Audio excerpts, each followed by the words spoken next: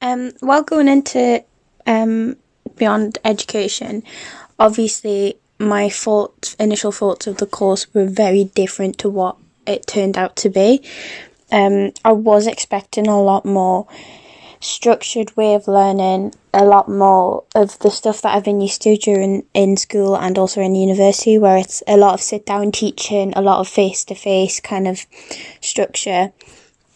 But not just only the lockdown has changed what I expected of the course, but the course itself was very different to what I was expecting, which has benefited me massively because it's completely changed what I think teaching is, and that I think that's what the tutors wanted to do. Really, was we all have been brought up from a very young age being in front of educators, and it's very easy to pick up bad habits or any kind of habits or certain ideas about what teaching is because we've spent our entire life in quite a structured state education.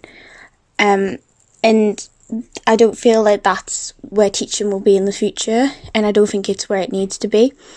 I feel like a lot of the skills that I've learnt from this course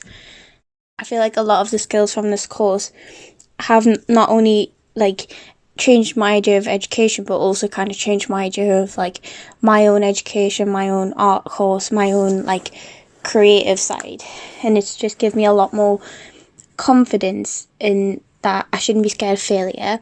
I shouldn't be intimidated by not doing things in a certain way.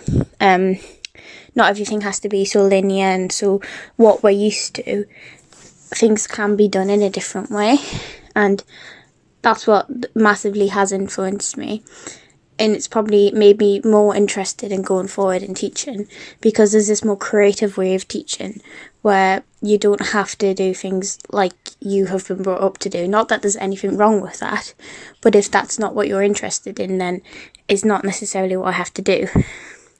I don't see myself as a very structured person. I'm quite not very organised. I'm quite loud. I'm quite outgoing, and I don't see myself in them restrictions of strict teaching. But that's what I've learned from this course, that is not necessarily true. And I think the main thing that is learning different language and taking more notice to the language that we use, not only because it influences our own minds, but it will influence minds of other people that we are teaching. The idea of universal truths is also very important, not just in a teaching way or a teaching scenario, but also in day-to-day life. We need to think more about the language that we use, and I have been doing that more in my day-to-day life, whether it be around my family members or in work. I have been trying to not assume things and not put things into one category and not assume that. I do feel like I would have benefited a lot from maybe doing more face-to-face stuff during this course. Obviously that wasn't possible during lockdown. Maybe there is a possibility that I wasn't ready for it, and this more stepping into teaching on the online way and on the virtual way, it's very, very different to what I expected, because obviously nobody expected this to happen. But maybe that's a good thing because I was more eager to change my mind. Obviously, if I had went into a school or had went into a placement like that or had done anything more structured in that way, maybe I would have fell into habits of what I expected myself to be as a teacher, or what I expected other people to expect me to be. Maybe I would have tried to be a teacher that I once knew and stuff like that. So there is a possibility that if this course was taught differently, I would have fell into a habit of that, and maybe wouldn't have changed my mind and changed my outlook on things, or even wouldn't have got as much out of it. I do feel like we're all out of our comfort zone while doing online teaching. Not only as students, but I'm assuming everyone is. It's a very difficult time, and maybe that's a good thing. Maybe being pushed into something different has been more of a a good way of getting that change and getting that change in mindset, not just physically but also like mentally in my mind. That's changed as well. I did get a lot out of the course, as in I now know that this is definitely something that I want to go down, but that wasn't the key element at the start of doing this course. That is what I wanted to do. I wanted to know whether teaching is a path that a yes or no answer want to go down. But I have realised that maybe going on to get teaching qualifications isn't necessary. There's many different ways of being a teacher. To be a teacher online, you don't need any qualifications. You don't need anything. You can just upload a video and that is your teaching online. There isn't one way to teach, and the qualifications might not be what I need, but they might also be at the same time. And these are questions that I need to ask myself as I move on forward into a teaching career. But the main thing is that I have learned that it is a lot about language, and it is about my own mindset. And a lot of the skills that I kind of picked up off the tutors and saw what they were doing. They were questioning things, they were making us question things. And it was very, very uncomfortable at the start because we were not used to it. But I've benefited a lot from it. Questioning why I was doing things and having them awkward questions produce more work and produce more answers and produce more possibilities, which I think I will also carry on to my actual academic work myself, where asking myself more questions, more difficult questions, and more questions that I probably wouldn't ask normally, will get more work and will get more possibilities out of it. One of the main things that I really struggle with is experimentation, and it is allowing myself to fail in a way to get more outcomes, and I don't do that. If I know things aren't going to work out quite well, I do avoid doing it, and I avoid failure. However, that process is important not only in life but also in your academic studies, because it allows you to get different results. It allows you to have different outcomes. It allows you to have process and do problem solving. And I think one of the main things I got out of this is not being scared of failure. And if things don't go according to plan, that doesn't mean necessarily that they're wrong. One of the things that we kind of slightly discussed at the start of the unit, but we didn't really seem to go back on it, was this idea of the people that we're teaching, and where is it appropriate to teach certain people certain things, and class and gender and stuff like that. There was this idea that was discussed briefly, as I can remember it, where we discussed the idea that going to teach the homeless about making shelters and making that kind of an art project, and the sensitivity around that. And that kind of idea really, really captured me, because that's something that I've always brought into my own personal work and creative work, is that kind of idea of class and society and all this kind of idea of gender and the little boxes that we all put in because of certain things about us, which I never seem to leave in my life. They're always around me and they're always on my mind, especially the idea of class. And we never really seem to go back on that, and we never really seem to kind of discuss that further, which is something I was slightly disappointed in, probably because it was something that I was interested in. But also a lot of the kind of things that I've seen on TV are documentaries about teaching, especially on Health 4. And one of them what stood out to me was one where it was the Great British School Swap, and they took a school from an inner city and a school from a suburb area. It was kind of an experiment to see the differences in multicultural societies, the difference in class, the difference in all them kind of things.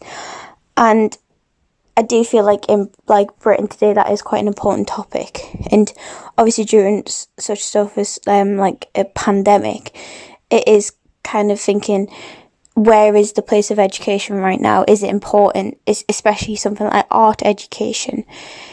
Is it necessary? Is it a skill that we need? Or even, who needs it? And kind of asking ourselves them questions are quite important. I do see myself as someone who does want to work with like quite a range of backgrounds in education, come from like quite a range and like different levels of a school like I did, I do feel like it's important to try and get kids from every single background into education, but not just any education, into art education. I did do some analysis of the percentage of Manchester Art School who were from different backgrounds. Obviously nothing official has been took, but these were just kind of figures that I'd seen, where something like 30% of the art school were from a more of a working class background. And not only that, but during my own personal experience in art school, and especially Manchester Art School, I have found that the majority of people that I do meet do come from more affluent backgrounds. And it is kind of the question as to why do lower class or middle class children or adults not want to go into art education or go into an art subject. And that is something I think kind of needs to be addressed, and I would like to be a part of addressing that in the future. And that's kind of where I would like to see my own like teaching in the future being. I do feel like it's important to get kids involved in something that perhaps they're never really exposed to. I know personally from my own upbringing, I wasn't surrounded by art. I wasn't surrounded by it. I had to go seek it out in a way. And not to say that I was disadvantaged or to say that I never had that. I did go to art galleries, but it wasn't maybe there as much as it was perhaps people I do see at uni whose parents work in the art sector, whose parents maybe collect it, or parents who like went on to do art at university or even at A-level. And obviously art has always been maybe more in their lives than it ever was in mine. Not to assume that though, because that might not be the case, but I do feel like it is something I do want to look into in the future, and maybe even try to address it myself, or try to look into it to create ways of being an educator to everyone. And I do feel like when we were discussing that one case study where it was, is it appropriate to teach someone homeless how to create shelter, but doing it in an arty way? There are both sides to the argument. Yes, it is, because it gives them skills, but is it a bit sensitive to do that? Is it a bit hypocritical, and all them questions? And I think them questions kind of lie within our own schools and our own society. Do perhaps people or children of lower class backgrounds, do they need art? I think yes, they do. There's no reason why they shouldn't. But I do know that some people might think otherwise. And that is something that I would like to go into, and especially them questions that we kind of looked at the start. That captured my thought process. I didn't look into it as much during this process and during the module, but it was a great kind of starting point, and it was something that got me thinking. I put pressure on myself in a creative sense where I know something won't be perfect. I won't do it because I'm scared of that failure. And in time that has a massive effect on my work, because at university level, not being able to show working out and experimentation is very damaging to grades. However, during the course, and even more so because of lockdown and isolation, my mind has rekindled itself to not be so scared of that failure stage. And it's just as creative and just as important. The main thing I've got out of the course is changing my mindset. I have been programmed to be in this like creative box and not be confident and not free flowing with my creativity. I must not be scared of like experimentation and failure. It's not necessarily always a bad thing. Isolation has allowed myself to try new things that I wouldn't normally do. Not being able to be in a studio with photography, not being able to have them normal fashion art direction materials and stuff has made me think outside of the box and made me try things that I wouldn't normally do. A lot of print, a lot of more crafty stuff. Not just that, but also being away from like that peer group at university and that pressured environment that I do feel while on my FAD course. I feel has allowed me to not spend so much time comparing myself to my peers and my peers' work. A lot of university level is group tutorials where we show each other our work, and I do spend far too much time comparing myself, whereas isolation has given me that chance to kind of focus on my own work and concentrate on my own process and be more deep within that, and have more of an idea in my brain about where I am within my own work and not where I am against other people's. Often at uni I'm so busy comparing my work to others that I'm being so harsh on myself and not allowing myself to be fully invested in my own projects. After looking at a lot of the resources on Moodle and stuff, and a lot of them kind of revolve around Lego. I looked into the team building stuff with Lego and Lego series and stuff like that, and how you can like problem solve with Lego, but also how like you approach reflection with Lego. And it got me thinking that I actually used a lot of Lego during lockdown, just as a hobby or a way to kill off my anxiety, or just something to keep my mind on. And looking back on that, it was just a quick creative output that didn't have anything that needed done. It wasn't uni work. I wasn't going to be disappointed by it. It was quite structured because I only had these bricks to work with, but I'd used it two different ways. Once did helped my brother do a like model set where it was like instructions and step by step, and had to build it from there. And the other one was where I just played with it and just went wild and just built a house and built something that I just experimented and put different bricks together. And it was kind of a metaphor in a way in my head to understand the actual learning process of Beyond Educator, where it was like I enjoyed both ways of doing it, and both were equally satisfying, but both were different. And one way was structured, step-by-step instructions. And I feel like that is kind of a metaphor for the structured teaching that I've been surrounded by my entire life, and how we all have been kind of programmed to be and got used to. And it's not to say that that didn't work, because it did work, and the structure was built. It was built quite well, and it was stable, and it was good. But also, the other way also worked. Just experimenting with the bricks and letting myself to use them whatever way I wanted also made a creation, but it was just a different creation. And that kind of made me understand in my head how if something's not a structure doesn't mean that it's not an outcome, and doesn't mean that it's not a way of doing something. And it was quite a visual representation of that in my head. I do like the idea of making problem solving and making ideas and reflection and all these quite linear and quite linguistic tasks into these creative, more hands-on tasks. And I do feel like that is something that I want to explore further in kind of my path down education, is that language, visuals, all of these different kind of things can overlap, and they can intertwine with each other, and they can be representative of each other. And that was just like quite an interesting thought that I had during the process, is while making all of these small little things and doing all of these creative projects, not just because of uni but also because of isolation, it has allowed myself to become a better thinker and a better person at kind of reflecting. I've always struggled with like writing essays and writing what I think within that, but having this idea of mixing them two together has made it a lot easier for me.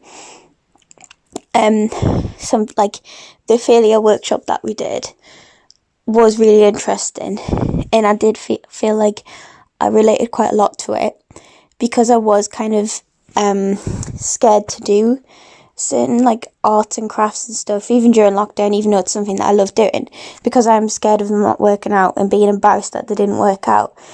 And I think something like, when you're known as being a creative person, if that creativity doesn't come out perfect, then you feel kind of judged by people around you.